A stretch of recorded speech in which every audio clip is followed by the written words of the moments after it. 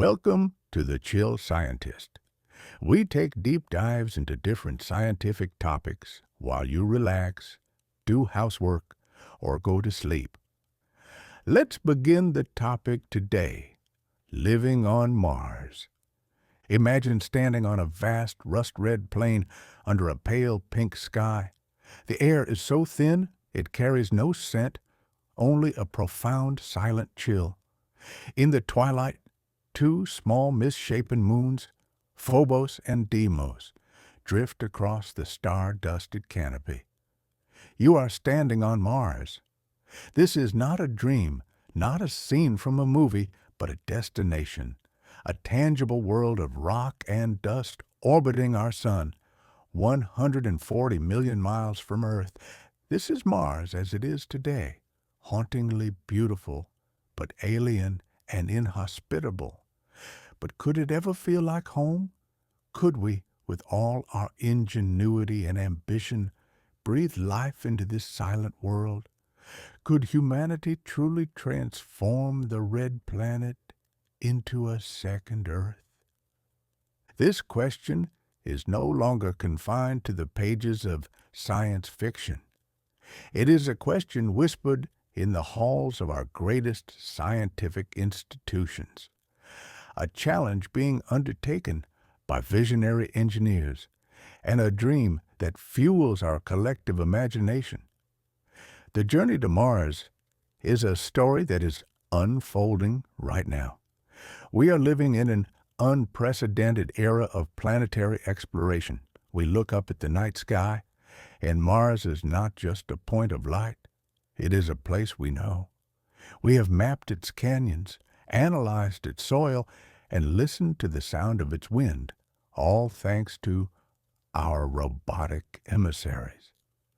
NASA's Perseverance rover, a marvel of modern science, is currently scouring the floor of an ancient river delta in Jezero Crater, searching for signs of past life, drilling into rocks that have remained untouched for billions of years. At the same time, in the deserts of Texas, SpaceX is building and testing the colossal Starship, a vehicle whose sole purpose is to carry humanity to that very world, to make the journey from Earth to Mars not a once-in-a-lifetime event, but a regular passage. The fascination is not new. Mars has captivated us for centuries, a cosmic sibling that has always seemed tantalizingly similar to our own world. It has polar ice caps that grow and shrink with the seasons, just like ours. It has a day that is almost the same length as ours, 24 hours and 39 minutes. And most compellingly, we see the ghostly fingerprints of a warmer, wetter past etched all over its surface. We see dry riverbeds, sprawling deltas, and vast northern plains that may have once been the floor of a shallow ocean. These are not just geological curiosities. They are invitations. They are echoes of a world that once was, and perhaps a blueprint for a world that could be again. So, I invite you to join me on a journey. Let's set aside the noise of our daily lives and venture out into the quiet expanse of the cosmos. This is a story of immense challenges and even grander possibilities. It's a blend of hard science, the daring imagination, and the timeless human impulse to explore, to understand, and to build. So find a comfortable space, let your mind relax, and let's travel together to our celestial neighbor. Let's explore the science of what Mars is today, the dream of what it could become, and the profound questions that arise when we consider the creation of a new world. This is the story of Terraforming Mars, a cosmic dream for the future of humanity. To truly appreciate the scale of the dream, we must first understand the reality. We must stand in our minds on the surface of Mars and feel its environment. So, let's paint a more detailed picture of the planet as it exists right now. The first thing you would notice, even if you were protected by a suit, is the sky. It's not the rich, deep blue we're accustomed to. Instead, it's a thin, butterscotch or pale pink canvas. This is because the Martian atmosphere is incredibly tenuous, less than 1% the density of Earth's. Its thinness means it can't scatter sunlight in the same way our atmosphere does, leaving the sky looking washed out and the sun appearing smaller and less intense. The fine red dust that hangs perpetually in the air gives it that characteristic pinkish hue.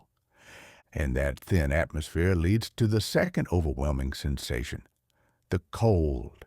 The average temperature on Mars is a staggering minus 80 degrees Fahrenheit, or about minus 62 degrees Celsius.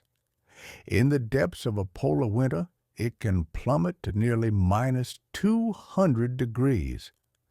Even on a balmy summer day at the equator, the temperature might crawl above freezing, perhaps to a comfortable 70 degrees Fahrenheit. But as soon as the sun sets, that heat radiates instantly back into space, and the temperature plummets by over 100 degrees in a matter of hours. There is no atmospheric blanket to hold in the warmth. Mars is a world of extreme, relentless cold. The atmosphere itself is almost entirely carbon dioxide, about 96%. The oxygen we need to breathe makes up only a tiny fraction of a percent. Breathing the Martian air is impossible, and the pressure is so low, at just 0.6% of Earth's sea level pressure, that without a pressurized suit, your blood would literally boil, even at freezing temperatures. This is a phenomenon known as the Armstrong limit, where liquids exposed to such low pressure vaporize. Living on Mars today is not like surviving in a remote desert or the Antarctic. It is like surviving in the vacuum of space, but with a little bit of weather and gravity thrown in. And what of its legendary features? The scale of Mars's geology dwarfs anything on Earth. There is Olympus Mons, a shield volcano that rises nearly 70,000 feet, making it 3 times the height of Mount Everest. Its base is so wide that if you were standing at its edge, the summit would be far beyond the horizon. Then there is Valles Marineris, the Mariner Valley. To call it a canyon is an understatement. It is a system of canyons that stretches for over 2,500 miles, the distance from New York City to Los Angeles. It is 4 times deeper than the Grand Canyon. It is a scar on the face of the planet, a tectonic wound from a time when the planet was more geologically active. Imagine standing on its rim, looking out over a chasm so vast it seems to defy comprehension under that pale pink sky. It would be a vista of profound, desolate grandeur. Yet, for all this grandeur, Mars is a world that appears to be sleeping or perhaps dying. The primary reason for this state is the lack of a global magnetic field.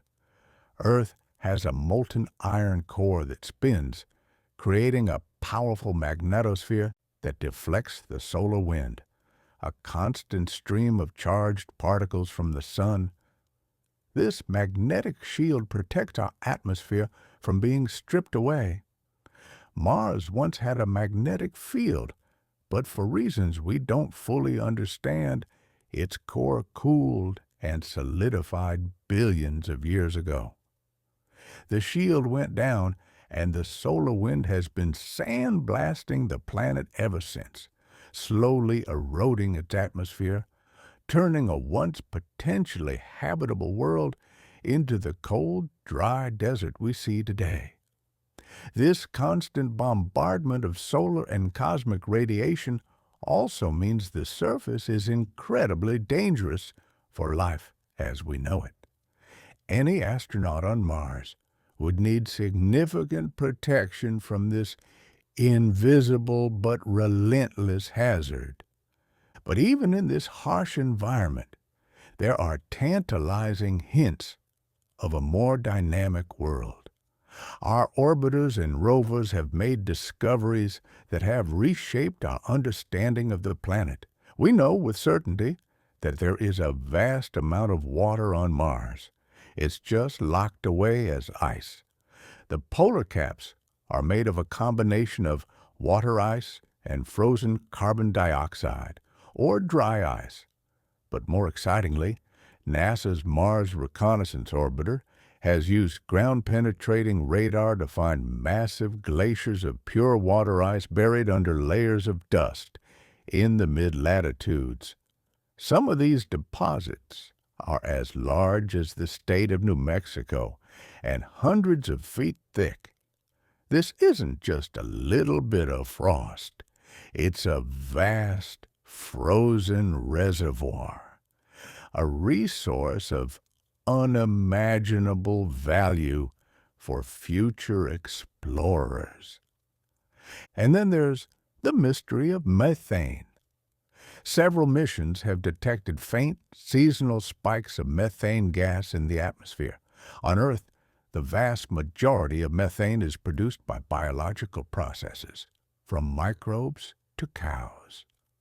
The methane on Mars could be the result of simple geological reactions between water and rock.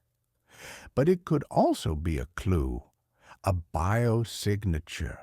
It could be the faint geological heartbeat of the planet, or it could be the collective exhalation of microbial life hiding deep underground, safe from the surface radiation. We don't know the answer yet. The Perseverance rover is hunting for more definitive clues, analyzing organic molecules in the soil. Each new piece of data deepens the mystery and adds to the portrait of Mars, a world that is not entirely dead, but waiting. A world with all the right ingredients for life, but missing the critical conditions to sustain it on the surface. Understanding this present state, the thin air, the deep cold, the buried water, the deadly radiation, is the first step in the audacious project of changing it. So, how does one go about changing an entire planet? The very idea seems to belong to the realm of gods, not mortals. Yet, the concept has a name, and it is a serious field of scientific study. It's called terraforming. Terraforming, in its essence, is planetary engineering on the grandest scale imaginable. The word itself is a blend of Latin terra for earth and forming, meaning to shape or make, so terraforming is literally earth-shaping. It is the process of deliberately modifying a planet's atmosphere, temperature, surface topography, and ecology to be similar to the environment of Earth, making it habitable for humans to live on without life support systems. It is the ultimate construction project, a renovation of an entire world. While the scientific basis for terraforming is modern, the dream is much older, born from the pages of science fiction. Writers have been imagining a green Mars for over a century, but it was arguably author Kim Stanley Robinson with his monumental Mars trilogy, Red Mars, Green Mars, and Blue Mars, published in the 1990s, who brought the concept into the mainstream and gave it a sense of scientific plausibility.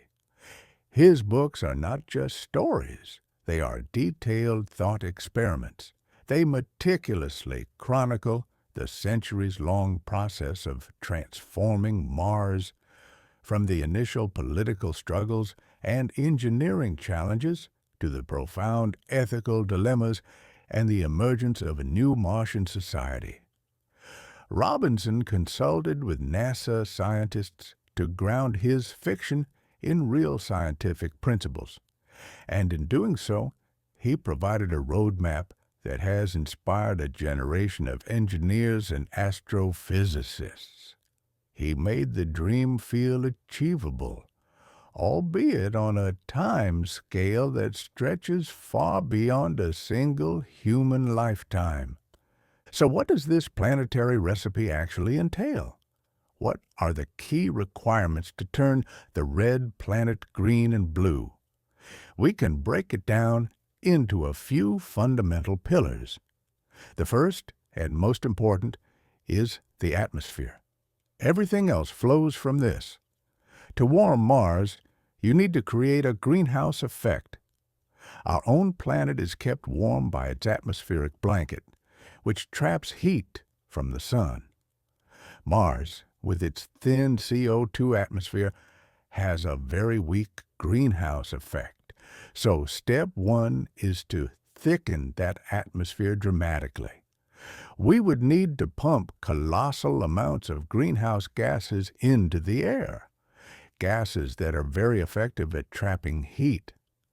Thickening the atmosphere would do more than just warm the planet. It would also increase the air pressure. As the pressure rises, it would eventually pass that critical Armstrong limit we talked about. At a certain point, liquid water would become stable on the surface. This would be a monumental turning point. Instead of water ice instantly sublimating from a solid to a gas, it could melt and form pools, streams, and eventually rivers and lakes. A thicker atmosphere would also provide better protection from radiation, scattering harmful solar particles. The second pillar is temperature. This is directly linked to the atmosphere. As greenhouse gases accumulate, the planet will slowly start to warm up. The goal is to raise the average temperature from its current minus 80 degrees Fahrenheit to something above the freezing point of water. This warming would trigger a crucial feedback loop. As the planet warms, the frozen carbon dioxide at the polar caps would begin to vaporize, adding even more CO2 to the atmosphere, which would trap more heat, which would vaporize more CO2, and so on. This is what's known as a runaway greenhouse effect, something we fear on Earth, but something we would be trying to deliberately initiate on Mars. The third pillar is water. We know the water is there, frozen solid. The warming of the planet would be the key to unlocking it. As temperatures climb, the vast subsurface glaciers and polar ice caps would begin to melt. This would not only release water to form oceans and rivers, but also release water vapor into the atmosphere. Water vapor is itself a potent greenhouse gas, so this would further accelerate the warming process. A water cycle would begin to emerge with evaporation, clouds, and perhaps, for the first time in billions of years, rain falling on the Martian soil. The final and perhaps most difficult pillar is creating a breathable atmosphere. Even with a thick, warm atmosphere of CO2 and water vapor, we still couldn't breathe. We need oxygen.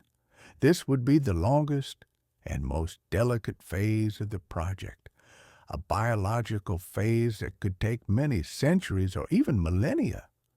It would involve introducing life to Mars, starting with the hardiest microorganisms and plants, genetically engineered to survive the harsh initial conditions and begin the slow process of photosynthesis, converting carbon dioxide into the oxygen that we and all other animal life depend on. So, these are the goals. Thicken the atmosphere, raise the temperature, create a water cycle, and produce oxygen. It is a checklist for building a world. It's a process that would transform Mars from a static, frozen planet into a dynamic, living biosphere. The question, of course, is how? How could we possibly achieve any of this? The methods proposed range from the plausible to the wildly speculative, but they all share a common thread of breathtaking ambition. Let's dive into the how. How do you actually engineer a planet? This is where the narrative shifts from the what if to the what with. The toolkit for terraforming is a mix of brute force engineering, clever chemistry, and patient biology. Let's start with the first and most critical step: atmospheric engineering. The most straightforward approach is to release the gases that are already on Mars, locked away in the ground and in the ice. The primary target is the carbon dioxide in the polar ice caps. How do you melt them? One idea, straight out of science fiction, is the use of giant orbital mirrors. Imagine enormous, ultra-lightweight mirrors, perhaps miles in diameter, parked in orbit above Mars.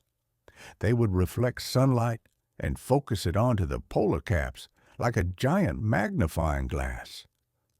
This concentrated energy would heat the surface, causing the frozen CO2, the dry ice, to sublimate directly into the atmosphere. As the CO2 gas accumulates, it begins the warming process we discussed.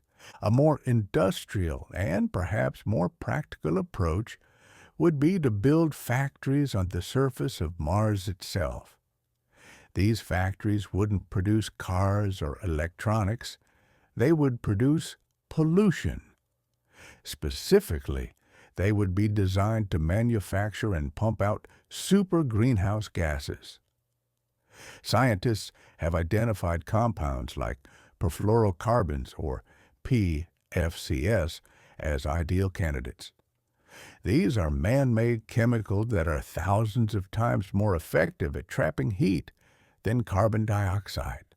On Earth, we strictly regulate them because of their environmental impact.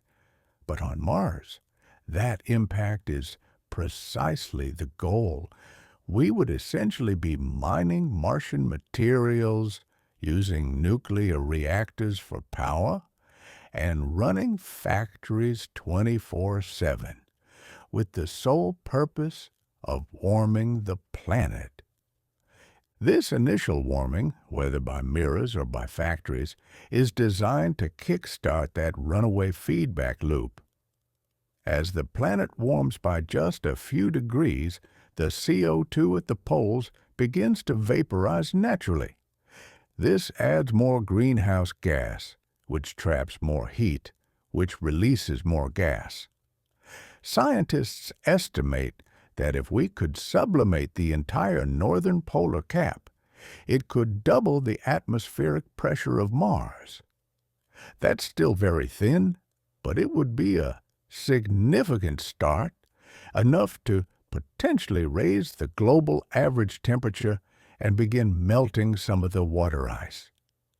The planet itself would start to do some of the work for us.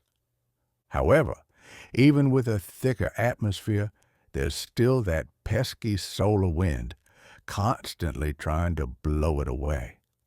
A terraformed atmosphere would need protection to be stable over geological timescales.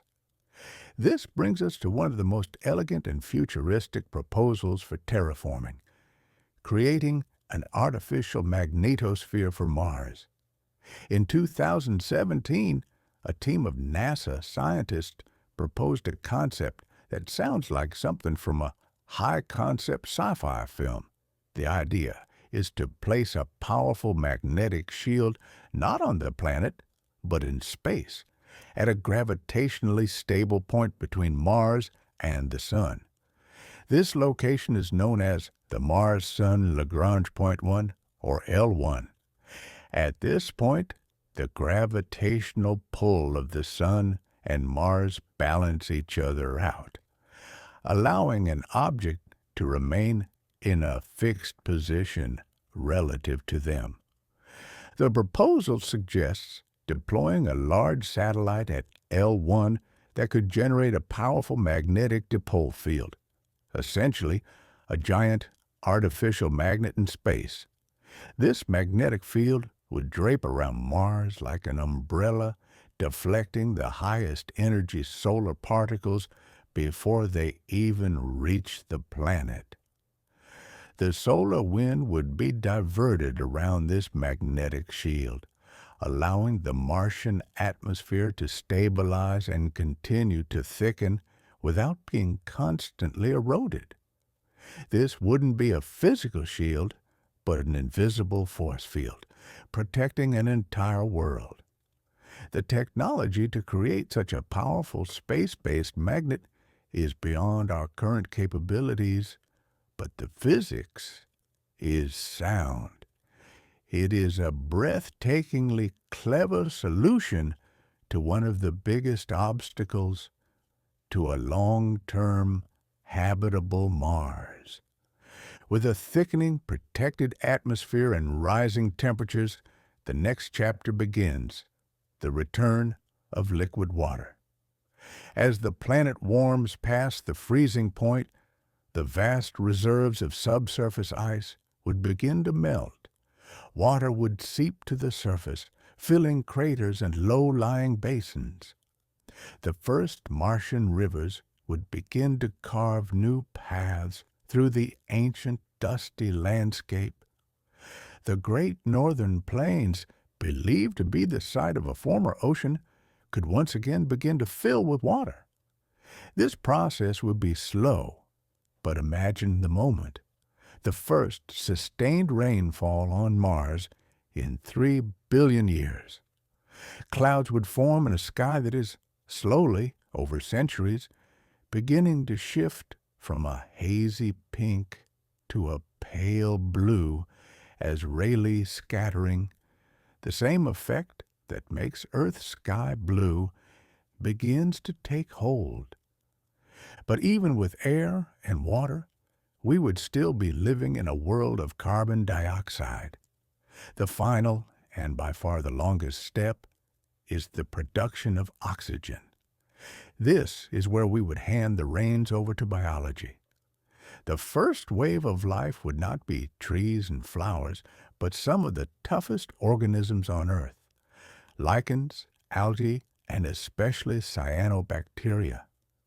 These are the pioneers.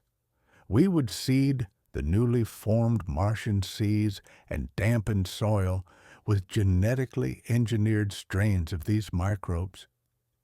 They would be designed to withstand the high UV radiation and harsh chemistry of the Martian environment, and they would begin their slow, silent work of photosynthesis. Just as they did on early Earth, these microorganisms would take in carbon dioxide, use sunlight for energy, and release oxygen as a waste product. For centuries, this process would continue. The oxygen levels in the atmosphere would rise with agonizing slowness, maybe a fraction of a percent every few decades. Entire ecosystems would need to be built from the ground up, with soil needing to be processed to remove toxic perchlorate and seeded with bacteria to create a nutrient cycle. After many centuries of microbial work, the first hardy plants, like mosses and grasses, could be introduced, and eventually, perhaps after a millennium or more, Forests could be planted. Each tree, each blade of grass would be a small oxygen factory, contributing to the great work of making the air breathable. During this long biological phase, humans would still live in pressurized habitats or domed cities, but they could walk outside with less bulky suits, perhaps just needing an oxygen mask. And they would look out upon a world that was visibly transforming, a world of greening plains and blue-tinged skies. The air would begin to carry scents, the smell of wet earth after rain, the fragrance of Martian pines. This is the long game of terraforming. It is not a single act, but a cascade of interconnected processes, a planetary symphony conducted over thousands of years. It's a vision that requires not just technology, but a kind of generational patience that is almost alien to our fast-paced modern world. As the scientific and engineering plans for Mars become more concrete, we are forced to confront questions that go far beyond physics and chemistry. The prospect of terraforming Mars pushes us into the complex and murky waters of ethics, philosophy, and politics. These are not secondary concerns. They are central to the entire endeavor. If we can change a world, should we? And if we do, who gets to decide what it becomes? The most fundamental ethical question is one of preservation versus transformation. Mars, as it exists today, is a unique natural environment. It is the end product of 4.5 billion years of cosmic history. It holds the secrets of its own past and, potentially, the answer to one of the most profound questions we can ask. Are we alone in the universe? What if, buried deep beneath the surface, protected from the radiation, there exists a native Martian biosphere? It might be nothing more than a few hardy microbes clinging to life in a subsurface aquifer. But it would be life. It would be alien life. This possibility creates a powerful ethical dilemma. If we begin to warm the planet, melt the ice, and introduce Earth-based life, we could be committing an act of irreversible contamination. We might extinguish a native ecosystem before we even have a chance to discover and study it. To some, like the famed astronomer Carl Sagan, this would be a catastrophic loss. He was a strong advocate for planetary protection, the principle of avoiding biological contamination of other worlds. From this perspective, Mars should be treated like a protected wilderness area, a cosmic national park to be studied with extreme care, but never altered. The argument is that we have no right to impose our own ambitions on another world, especially one that might harbor its own form of life, no matter how simple. We would be, in effect, planetary invaders. On the other side of this debate is the argument for human survival and expansion. Proponents of terraforming, including figures like Elon Musk, see it not as an act of destruction, but of creation. They argue that humanity is currently confined to a single fragile planet. A single catastrophic event, a massive asteroid impact, a runaway pandemic, a devastating war, could end our species. Becoming a multi-planet species, they argue, is not a luxury. It is a long-term survival strategy. It is life insurance for the human race. From this viewpoint, a dead or dormant Mars is wasted potential. It is a second home waiting to be built. The goal, as Musk has often stated, is to make life multiplanetary. He has said, "You want to wake up in the morning and think the future is going to be great." And that's what being a spacefaring civilization is all about. It's about believing in the future and thinking that the future will be better than the past. And I can't think of anything more exciting than going out there and being among the stars. For him, the ethical imperative is to ensure the long-term continuation of consciousness.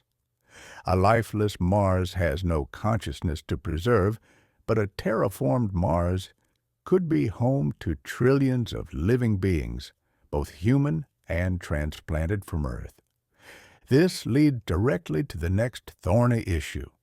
Who owns Mars? If a coalition of nations, or more likely a combination of public agencies like NASA and private corporations like SpaceX, were to invest the colossal resources needed to terraform the planet, who would reap the benefits? Who would set the laws on this new world? The foundational document for space law is the Outer Space Treaty of 1967. It is a remarkable document. Forged in the midst of the Cold War, it states clearly that outer space, including the moon and other celestial bodies, is not subject to national appropriation by claim of sovereignty, by means of use or occupation, or by any other means. In short, no country can plant a flag on Mars and claim it for themselves. But the treaty has gray areas. It was written long before the idea of private companies building cities on other planets was a serious possibility. While it forbids territorial claims, it is less clear on the issue of resource extraction and private property. What happens when a corporation builds the first self-sustaining city? Do they own the land it's built on? Do they get to dictate the laws for its inhabitants? Will a terraformed Mars be a project for all of humanity, governed by an international body? Or will it become a patchwork of corporate-run city-states and national research outposts, a new frontier for old earthly rivalries?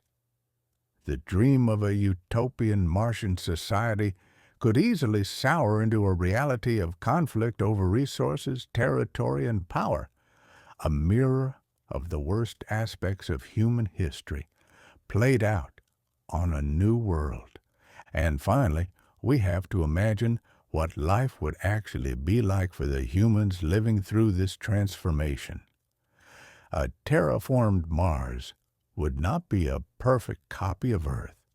Its gravity is only about 38% of Earth's.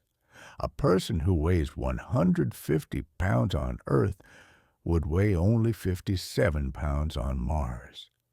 While this might sound fun, the long-term health effects are largely unknown. We know that astronauts in zero gravity experience bone density loss and muscle atrophy. Generations of humans born and raised in low gravity might develop taller, more slender bodies, but also potentially weaker bones and cardiovascular systems.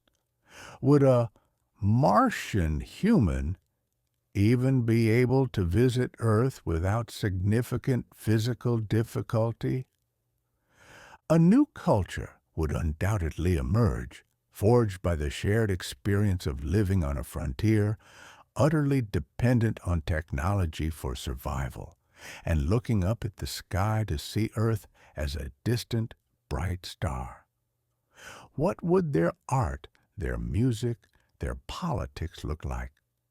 Would they see themselves as colonists or as a new branch of humanity? The psychological weight of being so far from the ancestral home, of living under a sky that is not quite the right color, would be immense. The first generations on a terraformed Mars would be pioneers in every sense of the word, navigating not just a new landscape, but a new way of being human? These are questions without easy answers, but we must begin to ask them now, because the ships that will take us there are already being built. The dream of a green Mars is intoxicating, but we must anchor it in the hard reality of timelines and challenges. The gulf between our current capabilities and the task of planetary engineering is vast. It is a project whose scale is difficult to fully comprehend and whose timeline stretches far beyond the horizons of our own lives. So let's be realistic. Full terraforming, the kind that would result in a breathable, open-air Mars that you could walk on without a suit, is a project of centuries, and more likely, millennia. Think of the great cathedrals of Europe. The people who laid the foundation stones knew they would never live to see the spires completed. Their work was a gift to future generations. Terraforming Mars requires that same mindset, but on a planetary scale. The generation that sends the first atmospheric processing factories or the first genetically engineered microbes will not be the one to breathe the air they produce. They are planting a tree whose shade they will never enjoy. It is a project that demands a profound sense of continuity and a belief in the long-term future of humanity. However, this doesn't mean that a human future on Mars is millennia away. We need to distinguish between full terraforming and colonization. The first human missions to Mars, which visionaries like Elon Musk believe could happen as soon as the late 2020s or 3030s, will not be about changing the planet. They will be about surviving on it. The first Martians will live in prefabricated habitats, or HABs, likely buried underground to protect from radiation. They will live in closed-loop systems, where every drop of water, every breath of air, is recycled. They will venture outside only in sophisticated pressure suits. Musk's stated goal for SpaceX is not just to visit Mars, but to build a self-sustaining city of 1 million people. He believes this could be achievable within this century, perhaps by 2050. This initial phase of colonization would be like living in Antarctica or on a space station, a bubble of Earth's environment placed on a hostile world. The transition from this initial colonization to active terraforming, a process often called para-terraforming, would involve creating larger enclosed spaces. Imagine entire canyons or craters roofed over with a transparent high-strength material. Inside these vast domes, you could begin to create large-scale ecosystems. The air pressure could be raised, the temperature controlled, and you could have parks, farms, and lakes all under a protective canopy. This would be a stepping stone, allowing a large population to live in a shirt-sleeve environment long before the entire planetary atmosphere is ready. But the obstacles to even these initial steps are monumental. The first is energy. Terraforming is incredibly energy-intensive. Whether it's running greenhouse gas factories, powering orbital mirrors, or generating a planetary magnetic field, the energy budget would be astronomical, far exceeding the total energy consumption of our entire global civilization today.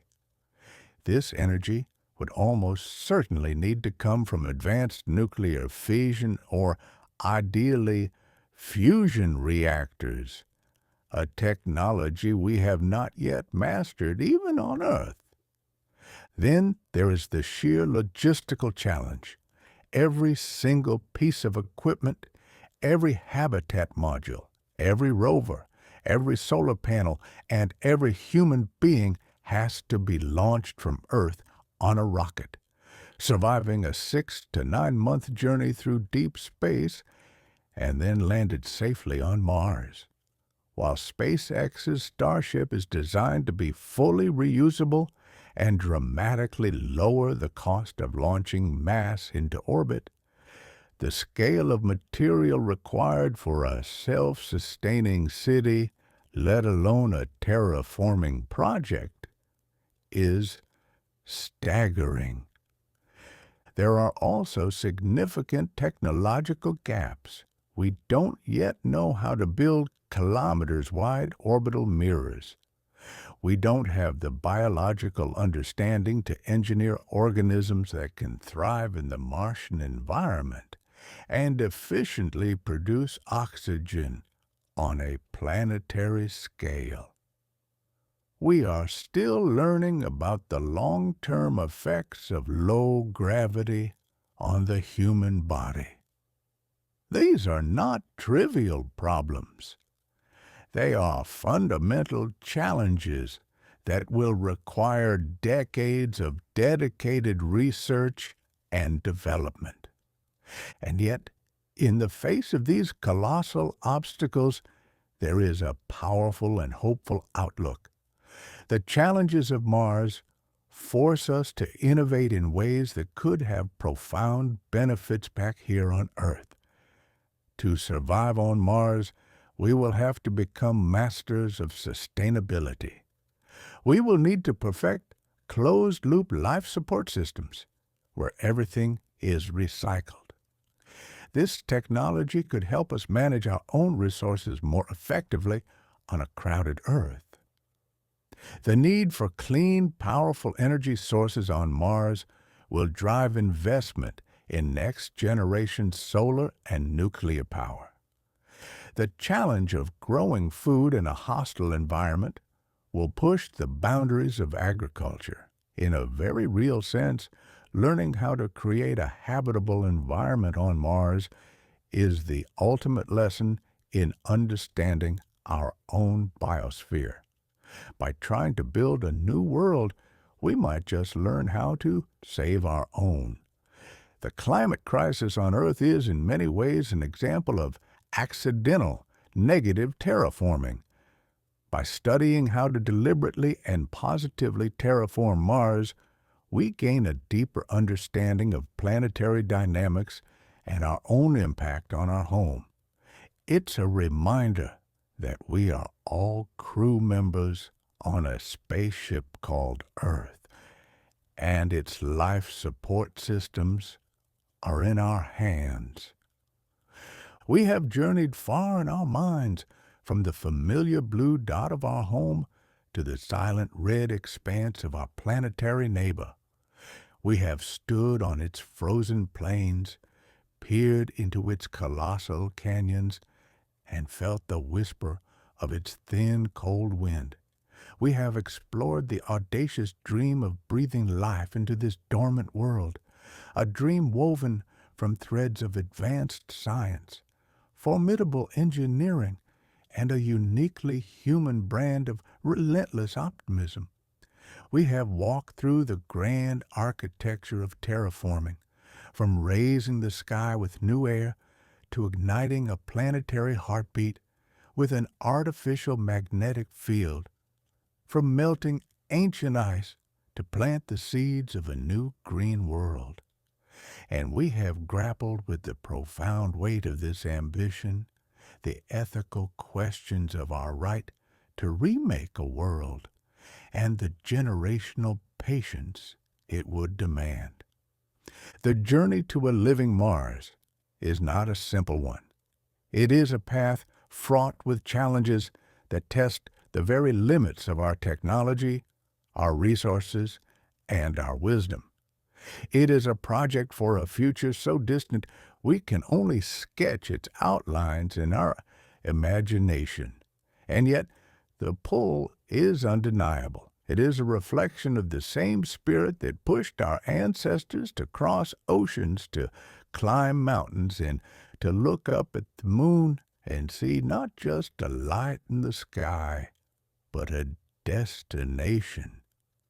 It is the human spirit of exploration, the deep-seated need to understand what lies beyond the next horizon. Elon Musk often speaks of this in stark existential terms. He has said, "The future of humanity is going to bifurcate in two directions. Either it's going to become multiplanetary, or it's going to remain confined to one planet, and eventually there's going to be some extinction event." Whether you see his vision as hubris or as necessary foresight, he has fundamentally changed the conversation. He has made the idea of a Martian future feel tangible, feel imminent. He is building the hardware that forces us to take the dream seriously. So, as we conclude our journey, I invite you to return to that place of imagination. Let the science and the challenges settle, and just allow yourself to picture it. Picture a day, centuries from now, when a child is born on Mars and takes their first breath of open, crisp, oxygen-rich air. Picture them looking up at a sky that is a soft, welcoming blue, dotted with white, fluffy clouds. Imagine them walking beside a flowing river in the base of Valles Marineris, or looking out over a new Martian sea, its waters reflecting the light of a sun that now feels a little warmer, a little closer. This vision, this cosmic dream, is more than just a fantasy of escape. It is a symbol of what humanity can achieve when we aim for the most difficult, most inspiring goals. It is a testament to our ability to dream on a planetary scale. So, as you go about your day, or as you drift off to sleep, hold on to that image.